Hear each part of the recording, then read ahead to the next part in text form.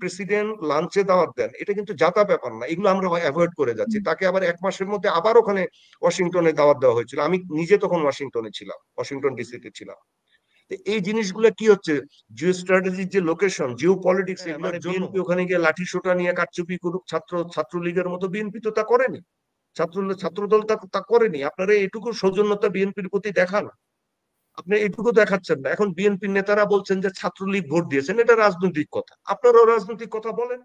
আপনি Harvard University, MIT, University of Chicago, Wesleyan University, প্রত্যেকটা জায়গায় আপনি দেখেন তারা এই যে ট্রাম্প বিরোধী, তাতে কি আমেরিকার রাজনীতি উচ্ছন্নে গেছে, নাকি রিপাবলিকান পার্টি নাই হয়ে গেছে? আমি আপনার এখানে আগেও বলেছিলাম, আবারও বলছি, বাংলাদেশ সবচেয়ে বড় কৌশলগত বিপদে পড়বে বার্মা অ্যাক্টের কারণে। এখানে বার্মা পাশে, মায়ানমারের পাশে বার্মা অ্যাক্ট বাস্তবায়ন হচ্ছে। আমাদের রাজনৈতিক দলগুলো কি, বিএনপি কি জামাত, তারা এগুলো নিয়ে চিন্তিত না। ওখানে কিন্তু বসে আছে বিশ্ব শক্তিগুলো। তারপরে বে অফ বেঙ্গল রিজিয়নে এই এলাকাটা বিশেষ গুরুত্বপূর্ণ। আপনি দেখেন ভারতের আধিপত্য বা আপনার যে তার চারপাশের দেশগুলোকে আপনার খেয়ে ফেলেছিল অনেকটা, সেগুলোর থেকে বেরিয়ে আসছে আজকে। শ্রীলঙ্কা, মালদ্বীপ, বাংলাদেশ, নেপাল একটাও ভারতের হাতে নেই। নেপাল পৃথিবীর একমাত্র হিন্দু রাষ্ট্র, সেটাও ভারতের হাত থেকে ছুটে গেল।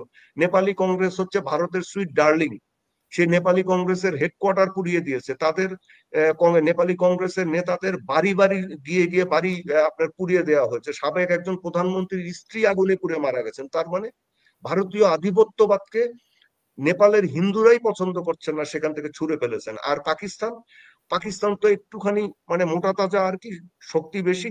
ও তো ওই যে গত মে মাসে ইন্ডিয়াকে ভালো মতো একটি শাস্তি মানে দিয়ে দিয়েছে, শুধু ভারতের থাকছে কি। তো এখানে এই জিনিসগুলো কি হচ্ছে, আপনার পাকিস্তানকে আপনার অনেকটা কাছে নিয়ে নিয়েছে আপনার মার্কিন যুক্তরাষ্ট্র। মার্কিন যুক্তরাষ্ট্র আজকে মানে সরি গতকালকে তাদের খনিজ সম্পদ আহরণের জন্য $50 কোটি একটা চুক্তি করেছে। আপনারা হয়তো অনেকেই জানেন না যে পাকিস্তানে $8 ট্রিলিয়ন বিভিন্ন রকমের মানে রেয়ার খনিজ সম্পদ সহ অন্যান্য খনিজ সম্পদ মজুদ আছে। এগুলো কিন্তু আস্তে আস্তে আমেরিকা তুলবে, আমেরিকার কোম্পানিগুলো তুলবে, তারা ওখানে এসছে। তারপরে পাকিস্তানে আপনার পৃথিবীর 4র্থ বৃহত্তম তেলের মজুদ আছে, সেখানেও আমেরিকান কোম্পানি চলে গেছে তারা এই তেলের সন্ধানের জন্য, এর জন্য। সুতরাং আমেরিকার আপনার তাদের প্রেসিডেন্ট পাকিস্তানের সেনা প্রধানকে লাঞ্চের দাওয়াত দিয়েছিলেন ফরমালি। এটা কিন্তু কম বড় মানে বিষয়, অনেক বড় বিষয়। একটা দেশের সেনাপ্রধানকে মার্কিন প্রেসিডেন্ট লাঞ্চে দাওয়াত দেন, এটা কিন্তু জাতা ব্যাপার না, এগুলো আমরা অ্যাভয়েড করে যাচ্ছি। তাকে আবার 1 মাসের মধ্যে আবার ওখানে ওয়াশিংটনে দাওয়াত দেওয়া হয়েছিল, আমি নিজে তখন ওয়াশিংটনে ছিলাম, ওয়াশিংটন ডিসিতে ছিলাম। এই জিনিসগুলো কি হচ্ছে, জিও স্ট্র্যাটেজির যে লোকেশন, জিও পলিটিক্স, এগুলোর জন্য হচ্ছে। আপনি দেখেন অস্ট্রিয়ার একজন বিশেষজ্ঞ, উনি প্রকাশ্যে বলে দিচ্ছেন যে ভারতকে ভেঙে ফেলতে হবে। আপনার ভারতের উপরে আমেরিকানরা কি পরিমাণ ট্যারিফ দিচ্ছে রাশিয়ার কাছ থেকে দহরম মহরম করার জন্য। এখন ভারত আমেরিকার কাছ থেকে কোনো অস্ত্র কিনবে না বলছে, বা আমেরিকা দিবে না। আমেরিকা তো এখন পর্যন্ত ভারতকে কোনো এগ্রেসিভ উইপন দেয়নি। এই জিনিসগুলা আমাদেরকে তো মাথায় নিতে হবে যে আমরা ম্যানুভার করবো কোথায়। আপনারা যদি লক্ষ্য করেন যে ভারত কিন্তু এখন বন্ধুহীন হয়ে পড়ছে তার চতুর্দিকে মাতবরি করার জন্য, বাংলাদেশে, নেপালে সব জায়গায় মাতবরি করার জন্য তারা বন্ধুহীন হয়ে পড়ছে। সুতরাং আমাদেরকে এই সুযোগগুলোকে নিতে হবে, কিন্তু সেগুলো নিয়ে কিন্তু কারো মাথা ব্যথা নেই। এই যে উনি বললেন যে পোর্ট একদিকে দিয়ে দেওয়ার কথা হচ্ছে, আমরা এগুলোকে অনেক সুন্দর করে ধরেন অন্যভাবে আলাপ আলোচনা করে একটা নির্বাচিত সরকার এগুলো দেখ, ঠিকভাবে দেখ, সংসদে আলোচনা হোক, কমিটিতে আলোচনা হোক, তারপরে এটা আমেরিকার কোন কোম্পানিকে কি করা হবে না করা হবে স্ট্র্যাটেজি বুঝে, আমাদের স্বার্থ বুঝে তারপরে দেওয়া হবে, যেটা এখন পাকিস্তান করছে। আমরা কিন্তু সেগুলো করছি না। আমরা করছি কি, এখন সবাই হুজুগে দৌড়াচ্ছে।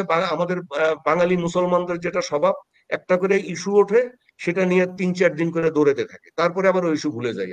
এখন ইস্যু হচ্ছে বিএনপি গেল, বিএনপি গেল, মানে বিএনপি ডাকসুতে নির্বাচনে হেরেছে, মানে এখন বিএনপি শেষ। আচ্ছা, আপনারা কি চেয়েছিলেন যে বিএনপি ওখানে গিয়ে কারচুপি, হ্যাঁ মানে বিএনপি ওখানে গিয়ে লাঠি সোটা নিয়ে কারচুপি করুক, ছাত্রলীগের মতো? বিএনপি তো তা করেনি, ছাত্রদল তা করেনি। আপনারা এটুকু সৌজন্যতা বিএনপির প্রতি দেখান, আপনি এটুকু দেখাচ্ছেন না। এখন বিএনপির নেতারা বলছেন যে ছাত্রলীগ ভোট দিয়েছেন, এটা রাজনৈতিক কথা, আপনারাও রাজনৈতিক কথা বলেন, বিএনপিতে আপনারাও রাজনৈতিক কথা বলে আপনারা মোকাবেলা করেন। সেটা না করে আপনার বিএনপি গেল, বিএনপি গেলে আপনারা খুশি হন?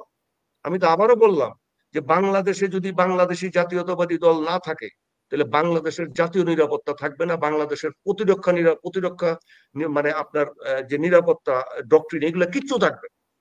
কিচ্ছু থাকবে না। আপনি তখন একটা ভ্যাগাবন্ড রাষ্ট্রের মতো ঘুরতে থাকবেন।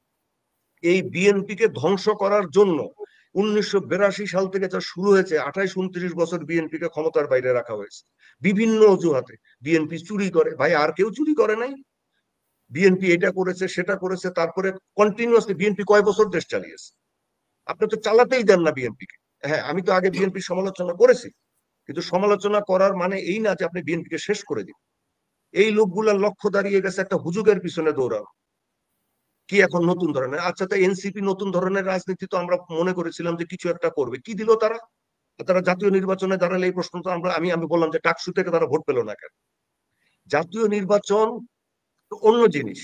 আপনি আমেরিকাতে বেশিরভাগ যত মানে ইউনিভার্সিটি, আমার ডাকসুতে থেকে আমরা ডক্টর কিন্তু বন এই যে এনসিপির নেতাদেরকে সেভাবে প্রচারণায় কিন্তু দেখি নাই যে ওদের সাথে কাদের বা এখানে এখন ভিতরে কি আছে আমি বলতে চাই না, আমি আর রেশারেশি বাড়াতে চাই না। হ্যাঁ, আমরাও সাংবাদিকতা করি, আমরাও কিছু খবর, রেশারেশি বাড়ানোর কোনো দরকার নেই, সবাই আমাদের ভাই ভাই, এটাই আমি বলতে চাই।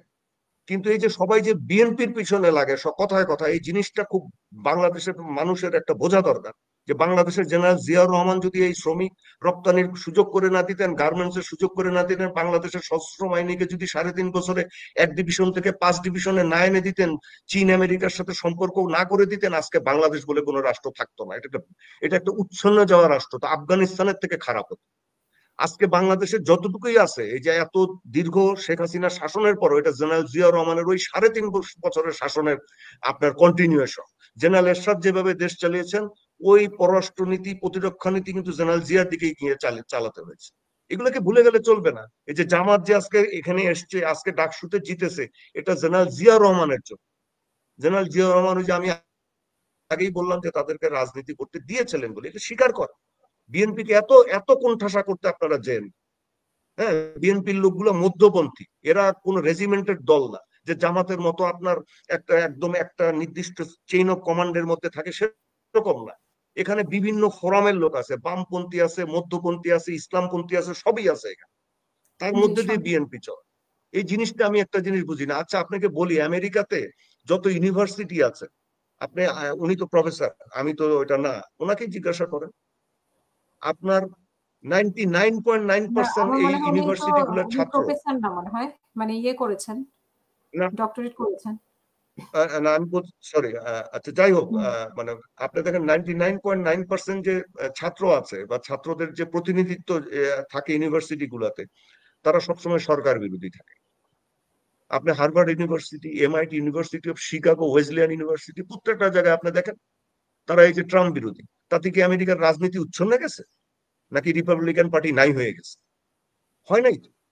আপনি এই সমস্ত খেলো কথাবার্তা বাংলাদেশে আসে, ডাকসুতে জিতেছে, একদম বিএনপি শেষ হয়ে গেল, আরে বাবা রে বাবা। হ্যাঁ, বিএনপি বিএনপির ভুল ত্রুটি বের করবে। এখন আপনারা কি বিএনপি কে আওয়ামী লীগের মতো স্বৈরাচারী হতে চান, দেখতে হিসেবে দেখতে চান? সেটা তো আমরা চাইবো না। তারপরেও যদি বিএনপি কম আসন পায়, নির্বাচনে পাবে, অসুবিধা কি? ওই তো বললাম যে গণতন্ত্রের মাধ্যমে যদি বাংলাদেশের মানুষ, জামাত কেন, বাংলাদেশের মানুষ যদি একদম মানে প্রস্তর যুগের লোকজনকে নির্বাচিত করে, করুক। বাংলাদেশের কোনো দল যদি বলে যে বাংলাদেশে কোনো মেয়ে বোরকা ছাড়া হাঁটতে পারবে না, সেরকম লোকের যদি নির্বাচিত করে, করুক, আমাদের কোনো অসুবিধা নাই। কিন্তু সেটা নির্বাচনের মাধ্যমে হতে হবে, সুষ্ঠু নির্বাচনের মাধ্যমে হতে হবে। আবার যদি নাস্তিকদেরকে নির্বাচিত করে, সেটাও মানতে হবে। আপনারা মানবেন?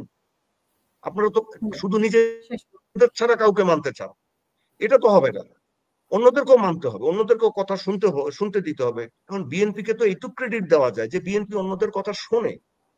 আপনি বিএনপির একটা নেতা যদি একটা কথা বলে, চতুর্দিকে হুক্কা হওয়ার মতো আরম্ভ হয়ে যায় তাকে নিয়ে কথাবার্তা বলা।